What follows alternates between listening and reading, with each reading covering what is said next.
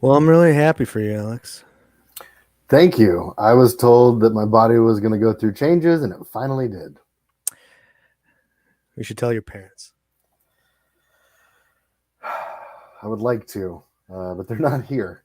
That's a topic for another day, maybe. That's definitely let's not even have a topic on another day. Let's just leave that one as is. Okay. Great. Welcome to Guyliners. I'm your co-host Alex, and I've got beside me Jordan Darling. Good to be here, Alex. Good to be here. How's your weather in California area? It's hot. It's really, really, really hot. Which you'd never guess by the fact that I'm wearing a beanie. Yeah, a beanie with boobs on it. This is a minion yeah. to symbolize. That minion has nice boobs. Yeah, they're natural, and they each have a personality of their own, which is what we like about them. Yes. So where'd you get that beanie? I feel like somebody made this. This It feels looks homemade. Yeah. And hopefully that person isn't watching and is sitting there going, I made it for you. I may have bought it. I honestly don't know where it came from.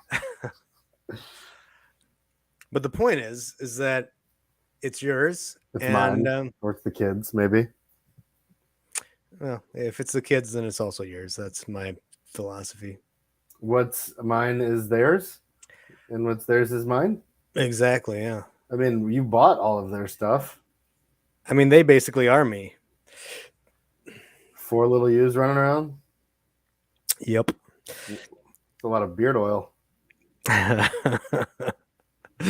Especially for the daughters. Especially. Let's get into our topic today. Do you have a quote for us or something that we can sort of we're starting off with? We're starting with viral inspiration. And the point of this is I'll just play it. Can I play it? Mm-hmm. I'm just going to play this. This is Denzel, Mr. Washington. He is saying these things, and we're going to pick it apart. We're going to test it, talk about it, and figure out if it's true. You ready? I'm ready. Dreams without goals are just dreams. Come on. And ultimately, they fuel disappointment. Exactly. On the road to achieving your dreams, you must apply discipline, but more importantly, consistency. Because without commitment, you'll never start. But without consistency, you never finish. Dreams without goals. Did you get that? Yeah, we got that. Dreams without goals. What does that mean to you? That sentence alone. Just dreams without goals, or that they're just dreams? Dreams without goals. What does that mean? What is it? What is dreams without goals? I mean, I suppose it's a desire to be somewhere or to do something with no practical steps to get there. Right. So basically, it's hoping I win the lottery without buying a lottery ticket. Right. Yeah. So that's the idea. Do you play the lottery? No, that's a waste of money. Watch me win the lottery one day on like a whim because someone's like, "You said you never played lottery. Play lottery." I don't know how that. So, do you think it's bad to have dreams without goals? Or do you think it's harmful to be like thinking of things without really any intention to get there? I think it's okay to have dreams that don't have goals if it makes you happy, as long as you do have dreams that also have goals. Like you can have dreams without knowing how you're going to obtain them, and still want it and still desire it. I have dreams every night. Do you remember your dreams when you wake up? Sometimes I don't. I rarely remember my dreams. But I rarely have goals in those dreams. They're just dreams. I don't think that's the dreams he's talking about. I think I don't know if I want dreams with goals. If I fell asleep and all I had was like a bunch of practical goals I had to do. I think you're taking it too literal. Dreams as in like aspirations. I like to do whatever I want in my dreams. We're not talking about sleeping. We're awake and conscious. Can we go to sleep? I'm about to. I don't know. So I think of this like this reminded me of a quote from Juliet Funt is her name. She's Is that what it rhymes with? rhymes with squeeze bunt. Okay, great. All right. Funt. Funt. Fun. We got it. Got it. Okay. What? So she said, what I couldn't find the exact quote. So I'm gonna paraphrase it, and it's gonna connect to something that is also a phrase from this like kind of business building thing that I actually do like in my business. And it's this idea of vision without traction is hallucination. Vision without traction is hallucination, which sounds a lot like dreams without goals are just dreams. Juliet Funt added another piece, which is like traction without vision is frenzy. Chaos. You're just doing a bunch of goals with no clear vision of where you want to be. But why do you have to know? I don't know if she's saying that you have to know. Like, why can't it's just you? Chaotic is. But why right? can't you throw spaghetti at the wall until one of them sticks and you go, I really like that brand of spaghetti? I guess the idea would be that how do you know when you've gotten there? I guess just all of a sudden you like something, and I believe your internal everything will tell you. I think your being will change. People will like you more because you're enjoying yourself more. Like there's a lot that kind of goes into it when you find something that you enjoy over just having a job that makes money. Yeah. Okay. Yeah. I mean that's I'm fine with people trying stuff without knowing where they're going. Well, I mean, I feel like, well, that's what we do as kids.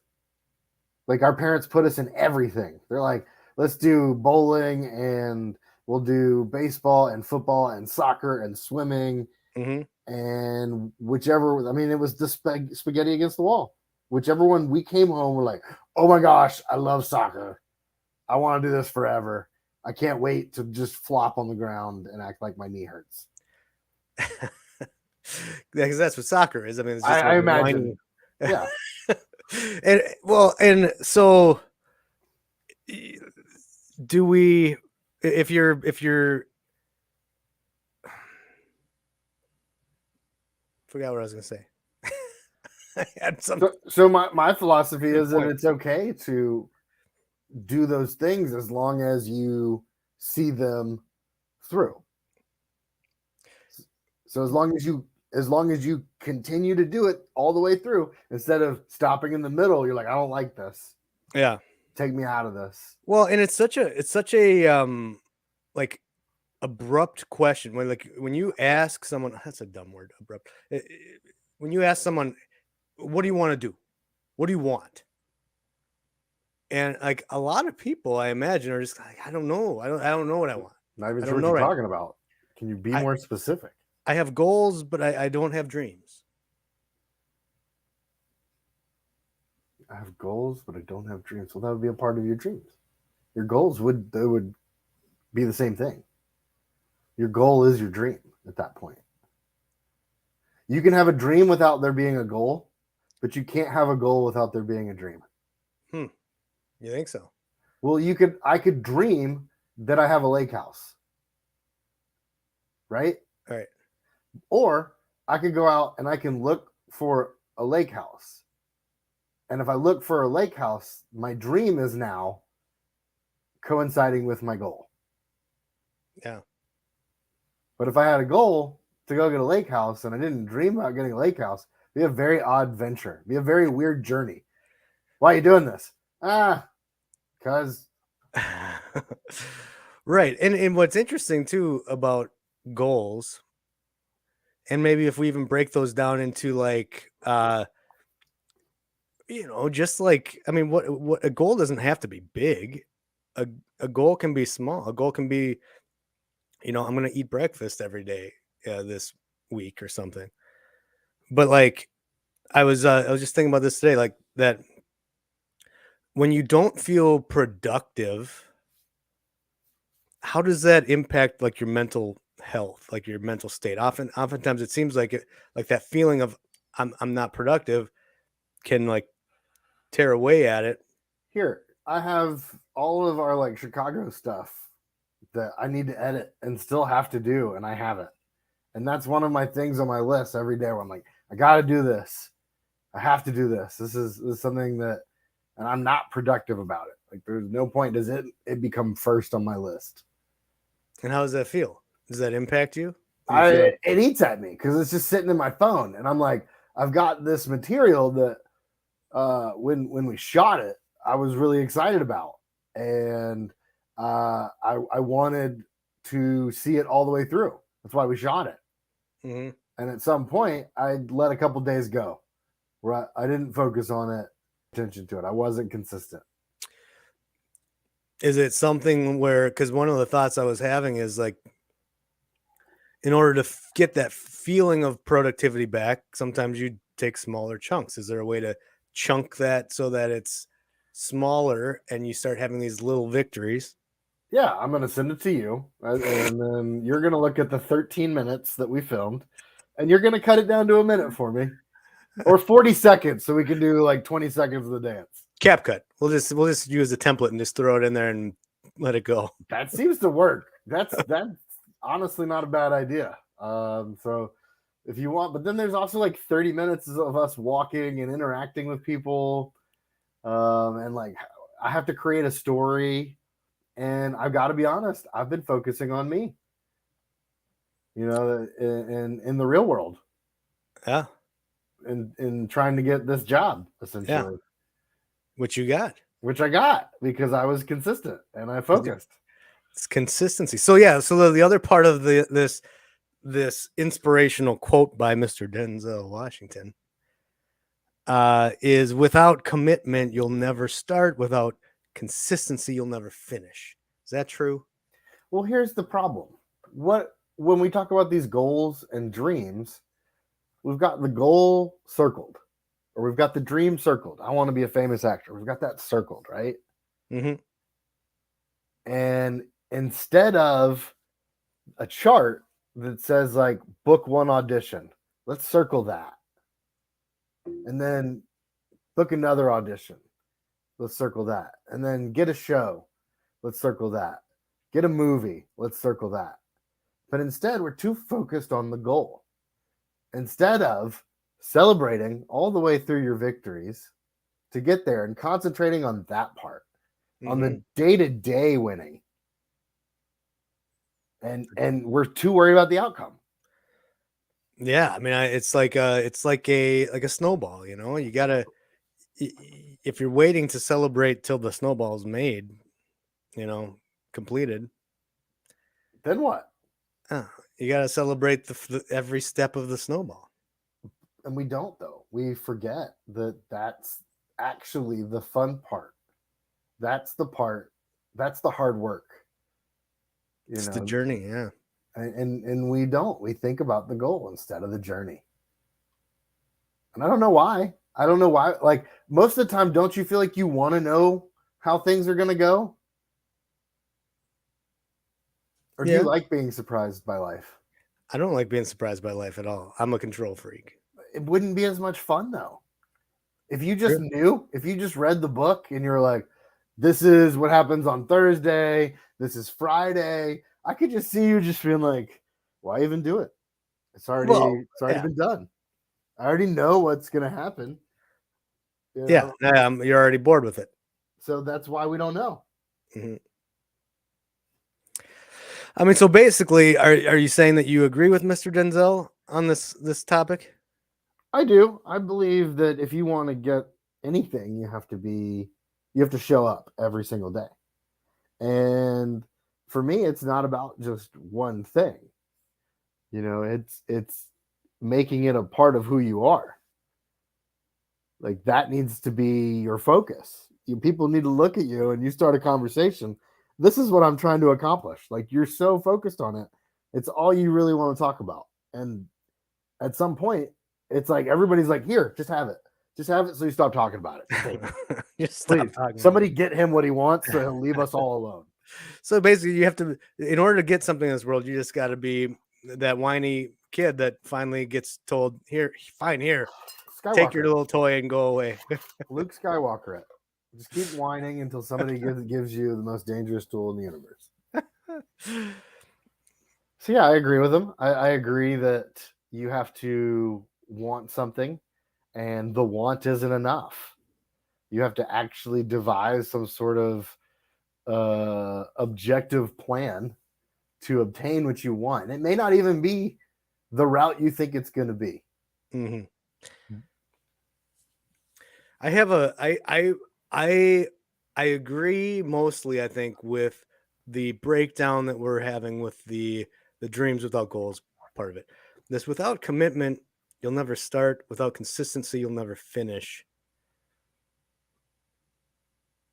I'm having a little harder time with that one. Like I feel like it's a nice group of words. Without commitment, you'll never start. That doesn't line up with it. Like without commitment, you'll never start. No, people start things all the time without commitment. So, and for whatever reason, I mean, I guess it can be for whatever reason. They started it because they thought it was what they were supposed to do. They started it because, maybe they did have a goal or a dream and whatever, or they just were bored and they said, I'm going to start this. Like, I'm going to go do this for whatever reason. So the part that bothers you is that you could start something without commitment. Absolutely. Yeah. And if we're talking about like starting goals and throwing spaghetti at the wall, that's a part of it too. You're not committed to most of the stuff. You're searching. That's why you grabbed a handful, because you weren't committed. Yeah. Okay. And you're trying to find something that you're committed to for. Like, and as to your point in the quote, that's chaos. Right. It looks like chaos. It can look like chaos. So that's also what he's saying, is that with that is not the way that you go about starting something. You have to commit to something if you actually want to start something correctly, is what he's saying. So if you start something and you're not committed to it and you don't dream about it, it's not something you're focused on, you'll never finish it. Even if you're committed to it. Yeah, I mean, people tend to give up on things when they're hard, right? Well, that's the idea, is that we don't push through those moments. Like that's the idea, is we're drawn to want that positive joy of that filled cup feeling so much that when we hit an obstacle or something, it stops us. We're like, well, I guess I shouldn't be doing this because I feel bad. And I'm victim of it too. I do that as well. So we want to quit when it gets hard. And like we talked about last week, is it okay to give up? Well, I mean, what if it's an abusive journey? What if it's one of those things that every day you're going like, what am I doing? Mm-hmm. You're going like, why am I doing this? If you have to ask yourself why you're doing something instead of waking up and saying, I get to do this, pretty sure like there's your answer, that you're not in the right spot. You've committed probably to something that, you don't want to do anymore. But you could even be consistent. Well, this has been Alex and Jordan talk about a viral inspirational video. Yeah. I like about I like the part where we focus on the journey more, because I feel like that's the lesson more than anything. Everybody that probably watches this has goals, has dreams, is committed, is consistent. They understand how to achieve success at this point in life. But not everybody goes like, I'm thankful for the day to day. I'm thankful for, what got me there. So I think that was what the message was for that. Um, Other things I'd like to do, I'd like to try to workshop a joke. It definitely doesn't have a punchline. It's going to be horrible. Maybe we bringing it back next week and see if I've done anything with it or not. How do you feel about that? Yeah. Get started. Great. So Say something funny, man. So for me, like a lot of people travel. This is something that happens a lot. It's a commonality, something that almost everybody has been on a plane once. And so I've never had an existential crisis quite like I do on airplanes. Like when they give you a drink, and there's a few different ways that this can go when they give you that small can of soda. Like one, they hand it to you and they open it for you. Like of all the things I want to hand with, that's not it. I can open my own beverage very much. Thank you. Also, I may have mommy issues, so we're into that now. So if you could also pour it into my mouth, and then it gets awkward because I don't even know his name. And then, I'm going to need you to tell me to clean my room later too. Now that we're into this, or it can go another way. Or B, they can give you the drink and they don't open it, and then I stare at it. And then look at the glass and then stare at it again. Do I want it now? Do I want this later? If I drink this now, am I going to have to pee and make all these people move and then pull this woman's hair? Back to mommy issues. Gosh, why didn't she just open it for me? So that's the joke. So that's a lot of stress. Well, I mean, I feel like that the joke has to build to a punchline where you're going, this happens, this happens, this happens. And now I need you to tell me to clean my room. Like whatever it is, and I can get rid of some of that stuff, but that's the idea is when they give you a drink and they open it for you, I'm like, I didn't ask you to open it for me. Like, and I get why they do it. Logically, it's so you don't spill it everywhere. Like, yeah, I get that. But you could have asked, like, do you want this open? And I would have been like, because that's what you hear on airplanes. Yeah.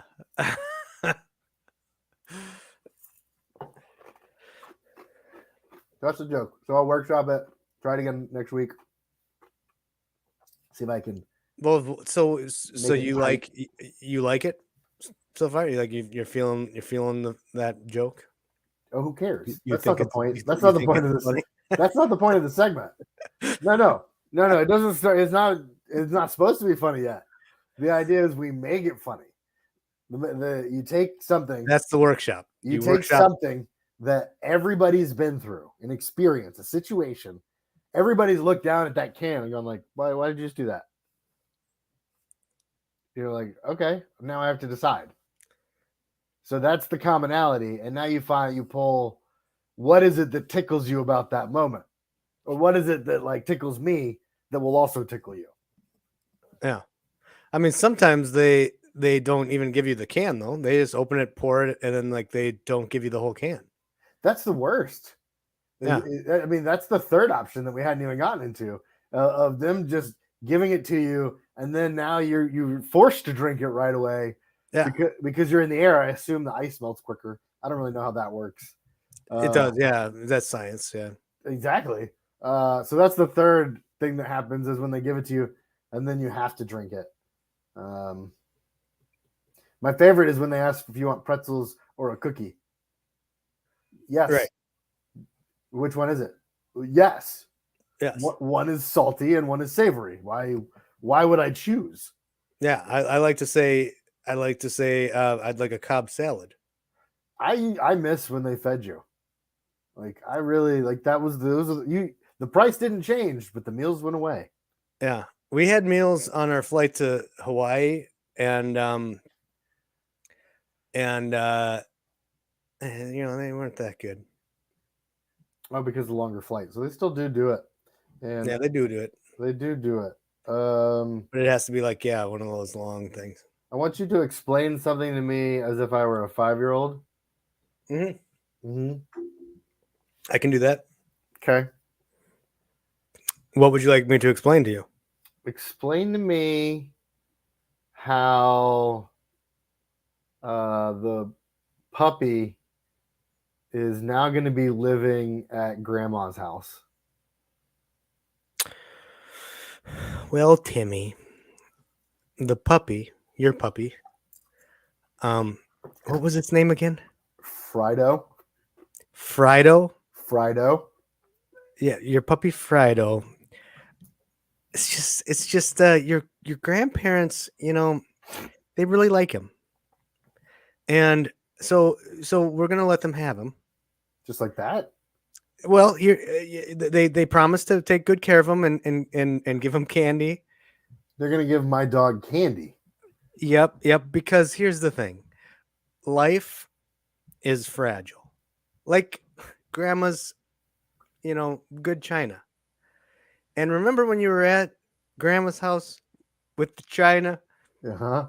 and you knocked it over and it shattered? Uh-huh. Well, that's what Frido is doing.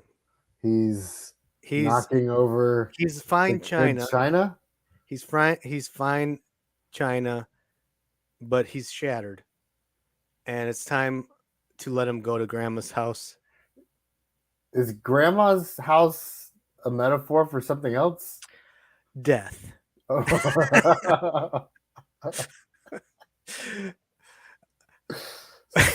Frido's dead. He's not going to grandma's to shatter China. But the good news is you're not dead. Do I have to go to grandma's? Grandma wanted to kill you after you broke her china, but instead she killed Frido. She killed my dog? Well, Frido loved you so much he sacrificed himself for you. He was in on it? Well, I mean, he was told Good that dog. he would be taking your place. How many people were there? we had a whole court session. There was 5 of us in the jury. There was a You judge. guys decided? there was some lawyers there, and they all decided kill Frido Instead of killing me. Yeah. You should be happy. I guess. Thanks, Dad. And that's why you'll never see him again. Okay. Well, we'll get a new puppy. Well, so here's let's shift now. So did you understand that? Like, did you get it? Like the 5, like I explained it in a way that you understand now, right? You sacrificed my dog instead of killing me. Yeah. So you get it. Yep. But now I'd like to interview you. Okay. And it's an honor for you to be on your show today. And I just feel so blessed to be able to, you're allowing me to ask you these questions. Someone as popular as you. And so I just wanted to say thank you. I'm really your biggest fan. Thank you. Thank you. When did you realize that you were a genius? When I was 3, I went to a play, and I was like, I don't think this is real. And they're like, who are you? And I was like, we'll get back to that. You'll know in time. And they actually allowed me to be in the play because I knew someone in the play. Wow. Of course. I'm 3 years old and you're already invited to your own play. So I'm sitting there and I've got change in my hand and I'm looking up behind me and I see the lights projecting on the stage. And I'm like, oh, this isn't real. It's all being, that person's controlling what's going on. And genius. I just knew that I could destroy the magic of filmmaking at a very early age. And that's a true story. I was in a play when I was 3, and it was one of those audience things where you ruined it for everyone. She came out to the stage. It was like, here, take this money and go to the laundromat, whatever. And then and then went back on stage. It was a very throwaway line, but yeah. It was How OT? That's great. That's great. So we all get it. I mean, I would have recognized it when you were 2, but you know, you're so modest. I can imagine what's going on here. My screens just went out. Anyways, so with all this fame and fortune you have as a genius in your field, how do you avoid the paparazzi? I mean, they've got to be coming after you all the time. I don't even understand how you can make this podcast. I don't. I call them and I tell them, I give them my schedule so they know where. And most of the times I'll shoot it myself. Like Spider-Man, I'll set up a camera as I'm walking out of the house and I'll be like, and then I'll be like, you don't even need to leave your office. I'll just send you the photo. Yeah, so it's actually really easy. As long as you communicate with them, they're actually really nice people. I mean, they're a little judgy, but once again, genius. right? Like you can do everything. You can be your own paparazzi. Wouldn't that be the idea though? Like to join TMZ? Like if you were a famous actor, be like, I work for you now. And be like, I can get you exclusives that no one will ever talk to me again. But right. I can get you exclusives while we're on set. Yeah, no one would. You'd be ousted from the community. There's a community, right? A community of. Start your own paparazzi group. Out paparazzi, the paparazzi. Wouldn't that be funny? Yeah. There you go. Send a group to constantly follow them around and talk about them and I like that. Write it down. Got now, final question. I noticed that you write down things all the time. I do. How do you know when it's worth writing down? Everything is worth writing down. I just never read it again. So basically, I write it down so it gets out of my brain, and then I'm like, oh, way better. It's there if I want to, and then I go back later and I'm like, what does fullus on mean? And I'm like, well, I don't have enough time for that. I definitely don't have the commitment for it, so I give up on it after I write it. I mean, this is like 2 weeks of our show, and it's complete non-sequential gibberish. Cliche. Did I say penis on there too? Cliche TT. Cliche plus. Why are there 2 T's? 4-pack. Because you're a genius. Cliche TT 4-pack. That's what that paragraph says. 4-pack. I don't know, but at the time I felt like it was important to write down. Well, clearly we have met your expectations. That's my spaghetti on the wall. Because I go back and go, oh look, this is gold. This is gold right here. It says, getting the goal. It's about the journey. Yeah, it is about the journey, and this journey is coming to an end, I think. Could TT mean TikTok? That's the question. Cliche TikTok? That would have been something to use as content. Yeah. Something to think about. We're going to need another topic for next week. Do we want to No, we don't. We don't want to come up with it now. We're going to leave you on the edge. We probably will come up with it. We're just not going to tell anybody. Good idea. Good. All right. Well, we're going to work. We're going to try to do Tuesday next week. Yeah, Tuesday would be good. Unless there's a soccer game or a baseball game or a pool party. Which seems to always happen for you. Because so popular. You're popular. I'm just so popular. All right. Meanwhile, I'm free all day. You're at work though. That doesn't mean you're free. You actually are at a job. Sometimes I feel like I work for free. Oh, that's a topic for another day. All right. We'll see you next week. Dreams without goals, man. Dreams without goals. Bye, guys. Bye.